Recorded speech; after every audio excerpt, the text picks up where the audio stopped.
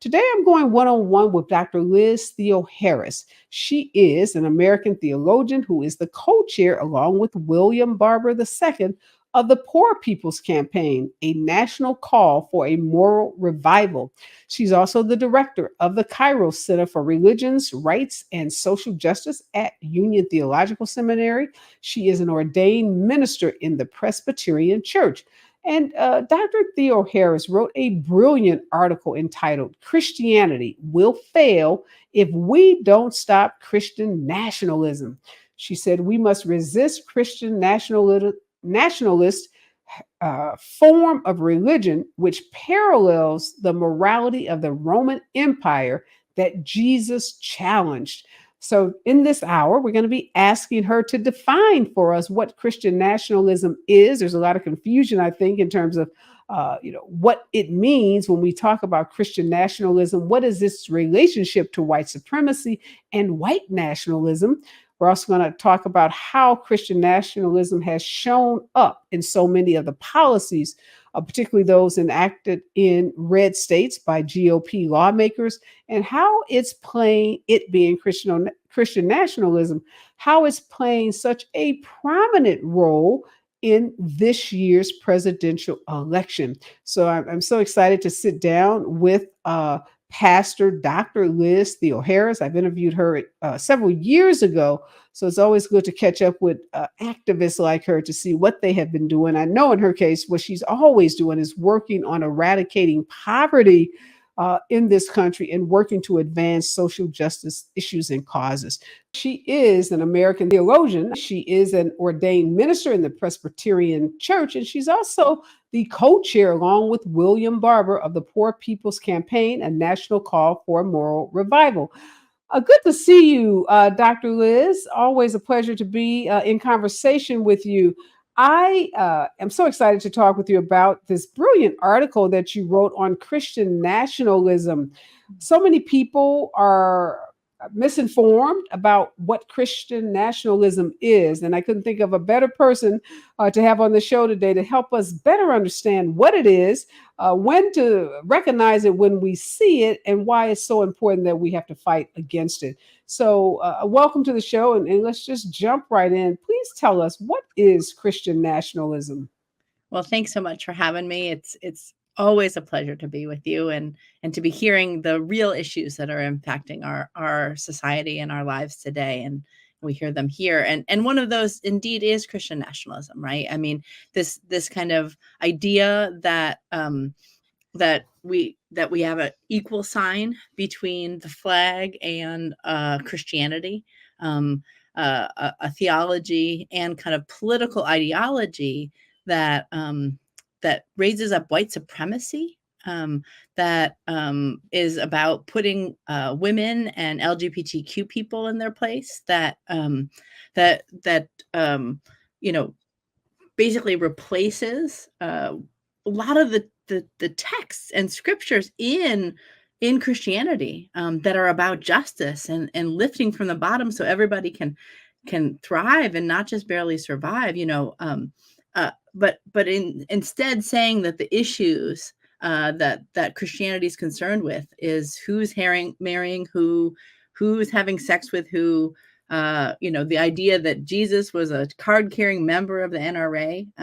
And we have a real problem in our society right now with politicians and so-called religious leaders, kind of putting this veil of Christianity on exclusion and on hate and on, this kind of whole MAGA movement. And when actually there couldn't be something that's further from what's in those scriptures. Where does it get its, or where did it start? I mean, is this something that's been around forever, and now just because of, social media and the 24-hour media cycle, we're hearing about it more? Or is this something that's relatively new? Yeah, so this is a really important point. I mean, both some form of Christian nationalism and of kind of Christian supremacy and of white nationalism and white supremacy have been, here in these yet to be United States since the founding, and before the founding of the nation, with the genocide of First Nations, indigenous people, and with U.S. chattel slavery, and kind of a slaveholder religion that created a whole Bible, that took out the prophets, that took out the story of the Exodus, that took out Jesus's inaugural sermon, and so there are long and deep roots of kind of a religiosity, a Christianity that is on the side of the status quo and those in power, and being used against people of color and poor people and women, but it also is important for us to see, especially those images we saw on January 6th, when folks were, rioting in the Capitol, and had those gallows, had those crosses, were really covering themselves in religiosity and in Christianity, that there is this kind of new manifestation of white Christian nationalism that he has never been in the position it is right now. I mean, like, what folks will say, with Mike Johnson, the Speaker of the House, the third most powerful position in this country, I mean, is a self-proclaimed Christian nationalist, and someone who, has political and ideological beliefs that are very damaging and very extreme. And so I think it's important for us to both see that this is some form and fashion of politicians upholding racism, upholding classism, upholding the downtrodden of women and others, is not new, and yet the threat of white Christian nationalism is very real, and we see it especially in this election cycle with this Project 2025, which if your viewers are not aware of, folks should surely make ourselves aware, because it's about the kind of overturning of public education. It's about not having regulations or taxes for corporations, but it's all cloaked in kind of a religiosity and a Christianity that again is that is not the Gospels. Let me ask you this, Dr. Theoharis. When you talked about it being, basically as old as the founding of this country, when I think about the whole, Christianity movement to proselytize, to convert indigenous people, to Christianity, I think about Jesuits that enslaved people and try to again convert them to Catholicism. Were all of those efforts by those early white Christians, would they be considered Christian nationalist? It's a good question. I mean, and there are experts that are more of experts than I am on this topic, and I think there have been different manifestations of Christian extremism and of religious extremism and Christian nationalism throughout this history. But I think there is a thread, there is a through line between the kind of theology and religiosity of those in the MAGA movement today with that slaveholder religion, that anti-indigenous religion, the boarding schools, the kind of conversion of people, and it's changed throughout history, and its influence is definitely very significant today, and something that especially we're seeing the Supreme Court, we're seeing this Congress, and we're seeing in this presidential race, a kind of a white Christian nationalism that is very harmful. As a person of faith myself, and as someone who has looked at theology and religion and the role it's played, both for good but also for exclusion and hate, and lies, I think we need to be very concerned.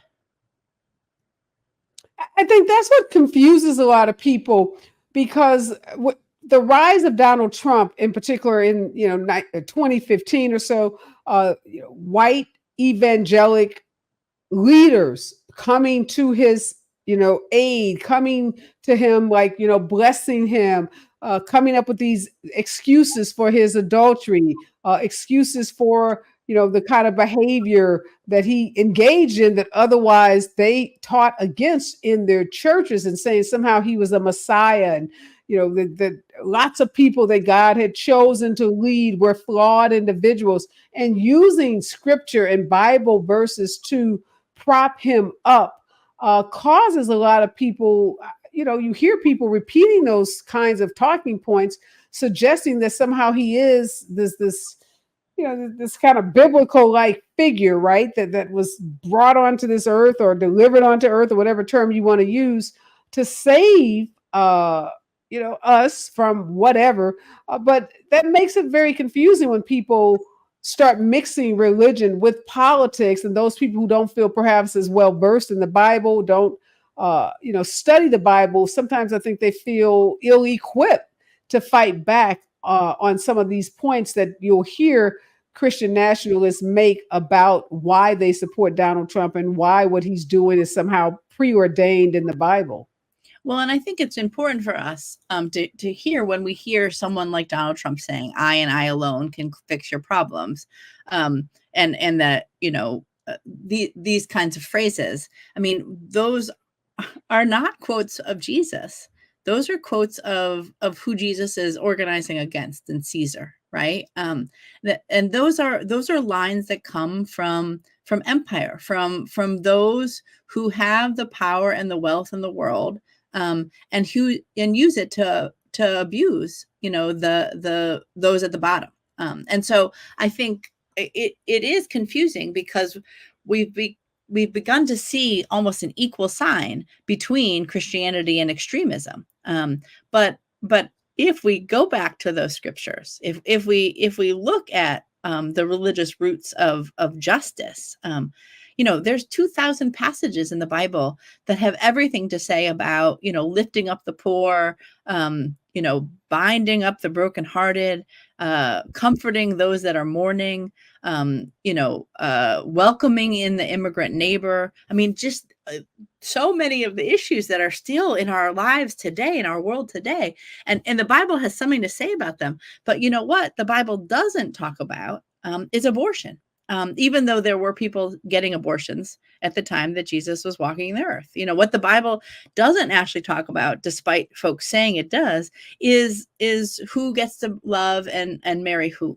In fact, who was managing who was allowed to marry, and banning same-sex marriages at the time of Jesus was Augustus Caesar.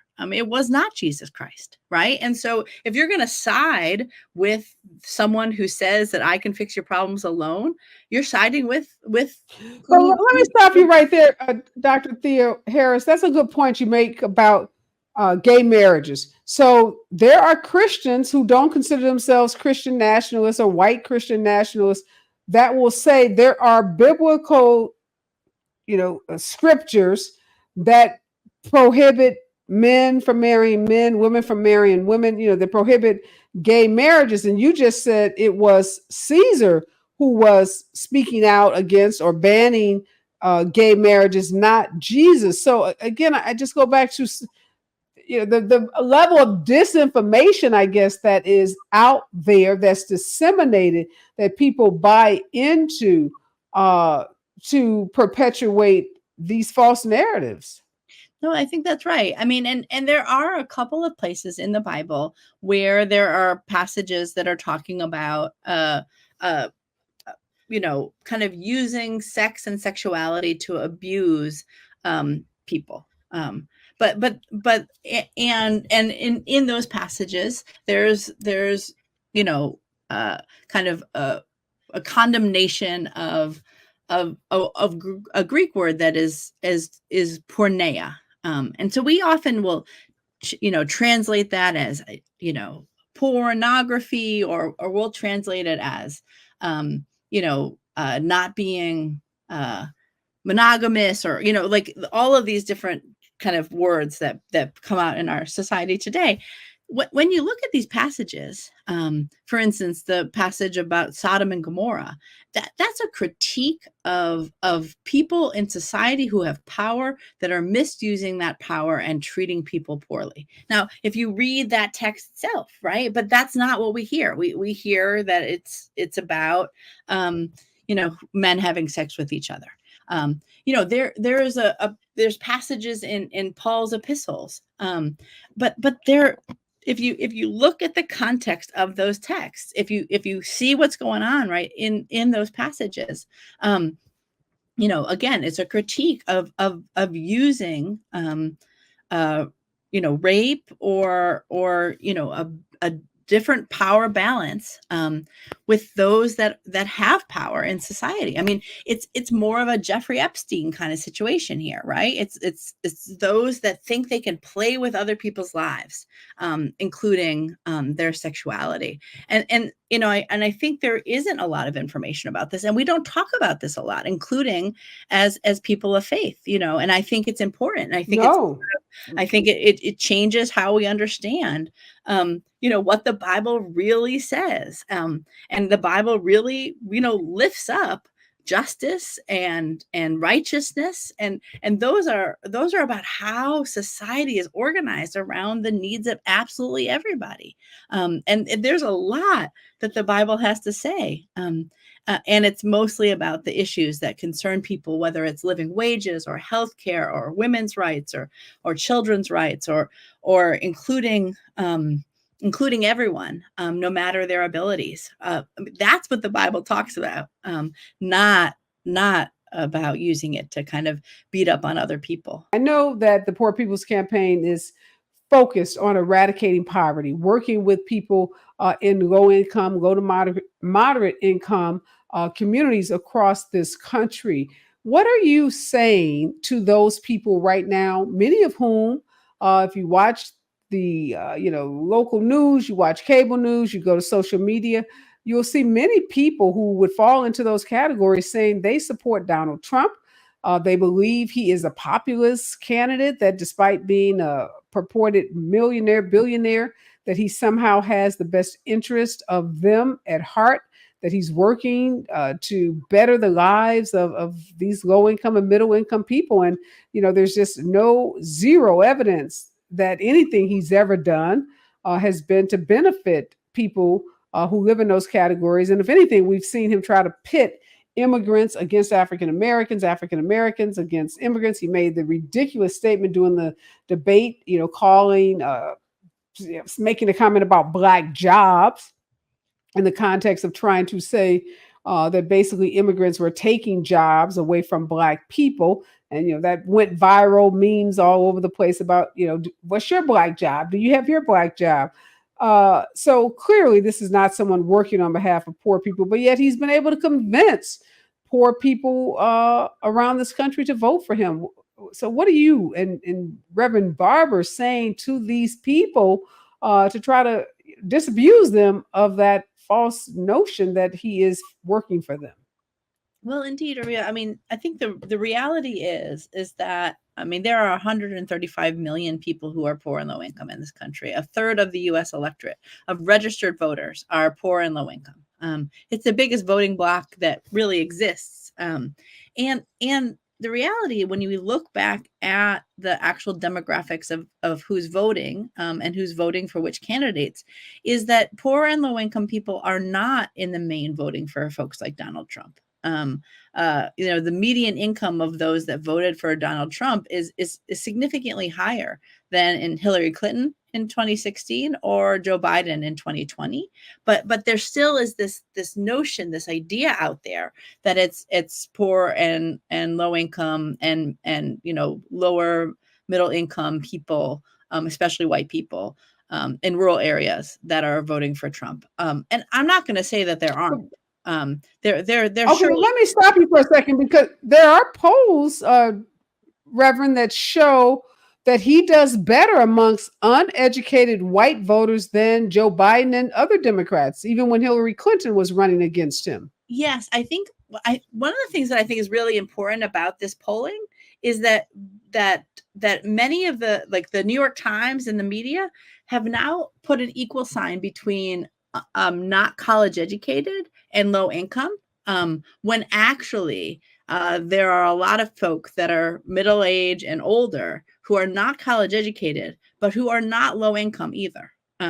They're more middle income people, and that poor and low income people, in the pretty vast majorities, vote for politicians that are not passing huge tax cuts for wealthy Americans, who are advocating for living wages and healthcare and these kinds of programs. And what we see is that when poor and low income people vote, poor and low income people vote at a way lower percentage than anyone else in the country. But when folk do vote, we saw this in 2020. It's the folks that make a difference in battleground states. I mean, it's who put folks like Raphael Warnock. It's and shifted the whole U.S. Senate. It's who voted. It's the Indigenous Native Americans who were so important. And someone like Joe Biden's victory. Who are 40%, 60%, 65% poor and low income people. Indigenous people are poor and low income. 60% of Black Americans are poor and low income. But with white folk, it's about a third of white people who are poor and low income. But in raw numbers, a very, the largest segment of people, including voters. But what we saw in Georgia, what we saw in other places, and in some of these midterm elections, is that when poor and low income people turn out and vote around an agenda that talks about healthcare, that talks about, living wage jobs, that talks about things like a child tax credit, that lifts, people out of poverty, that actually poor and low income people have the power to shift the entire political calculus, and exceed the margin of victory, even in places where more extremist candidates have won before. And so much of our work right now is about touching and reaching out and empowering poor and low income voters that they can make a difference when they vote their demands, and those demands being, about these issues that are our bread and butter issues for people. So I hear what you're saying, and I know that polling is inherently flawed, that depending on who's doing the poll, who they're talking to, how they're phrasing the questions. But I'm thinking about southern states that have GOP supermajority, legislatures. Poor states like Mississippi, Tennessee, states that have a disproportionate number of poor people. How do you account for those people? Okay, so maybe they're not. Are you saying that they're not voting for these ultra conservative lawmakers that sit in their state houses? I think what we're seeing is that so many poor low income people just sit it out, because they do not believe that their votes matter. We did a study with the Columbia University Public Policy Institute, and of voting, and the power of poor and low income people voting. And the number one reason that people basically said they're less active in elections is that they do not believe that their vote will make a difference. And so in states where there are these super majorities and these majorities, you have literally millions of poor and low income people sitting it out. And in places, especially where it's thousands or tens of thousands of votes make the difference. There's in some cases there's hundreds of thousands or even 1 million poor and low income voters that did not vote in the last election. And so we're talking about this kind of swing vote of poor and low income people, who again, when we vote around the issues that matter the most to poor and low income people, have the potential to really shift the politics of this country away from this extremism and this hate and this exclusion. So in light of that, given that you said there are hundreds of thousands of low-income people who are not voting at all, that they're not voting for the Republican candidates, they're just sitting it out, as you said, we know this election, which many people call the most consequential election of our lifetime, we know it's going to be a tough election. And after the debate, there's some polls that show Biden trailing Donald Trump, despite his convictions, despite the civil judgments against him, despite all the other criminal charges that he's facing. He is, according to some of these polls, and we're just going to, make it a given that these polls are often wrong. But assuming there's some kernel of truth to them, how do you motivate these millions of low-income voters who can swing an election, who could cause there to be a Joe Biden presidency again, a reelection of Biden and Harris, because they're likely to fare better under the policies of a Biden and Harris and under a Trump? What can you do, you being someone in your position, and all of us do, to motivate some of those voters to come out, to be engaged? Because if we ever needed them, this is an election where clearly we do. I'm reading a document saying that white Christian nationalists, as you said earlier, Reverend Mike Johnson, the Speaker of the House, happens to be one, that they are mobilizing and that they are visiting and focusing on swing states like Wisconsin, Arizona, Pennsylvania. They are actually signing up churches. This article says over 2,500 churches, to mobilize these churches to get involved politically, specifically with the goal of getting Donald Trump reelected. Many of them believe that they are in some kind of warfare, that they have a religious duty to make this country a Christian nation, to return it to what they believe to be its Christian roots. And they see Donald Trump as being the person that will allow them to do that. So these people, Christian nationalists, very well organized,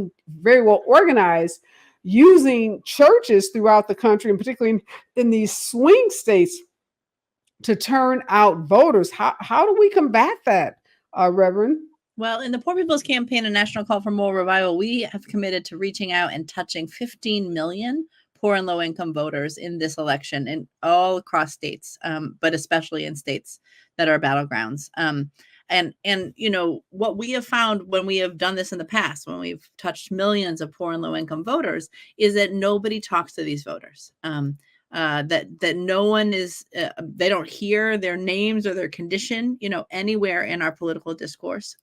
They don't have many candidates talking about the issues that matter the most to them. And when they do, as we saw in 2020, I mean, granted, it was during a pandemic, and, where people were kind of talking about these issues in a different way. But what we have seen is, in any state, in any election where things like living wages are on the ballot, where, resources for families are on the ballot, people turn out and turn up and actually do vote the demands that they have. And so we're reaching out. And one of the things, Donald Trump, we know.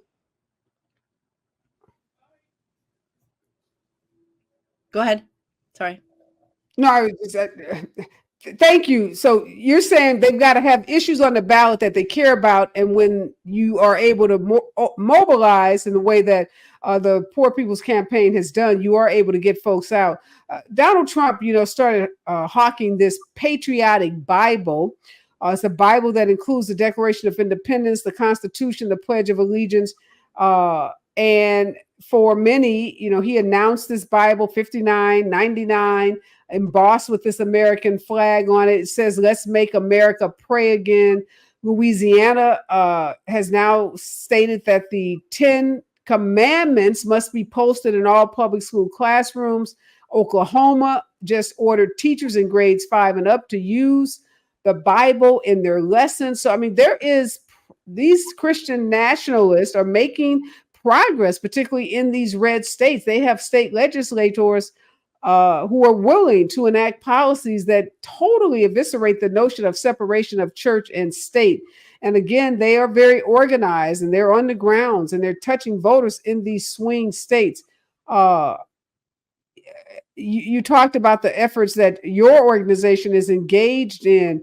What do you think the White House, the Biden administration, what should they be doing to make sure that people are not, because religion is such a powerful it's a drug. I'll use that way. And people get very convicted. They feel very guilty. And when you use the Bible in the way these Christian nationalists do, you can convince people that what they're doing is, ordained by God, that they're somehow fulfilling God's purpose when they vote for someone like Donald Trump, or when they put the 10 commandments in the classroom, or when they, purchase this $59 Bible from him.